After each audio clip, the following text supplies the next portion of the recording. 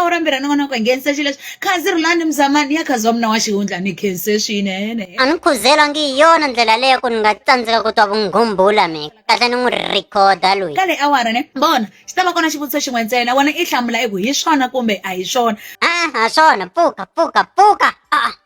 ni ndleriwi swona sweswo meni lovorini phaketi ra swinkolwani pfuka munhu i tlhatata ni hahamela laniwani ta manyala lama mandlaku le ntirhweni vulavula sukela ku ni honokela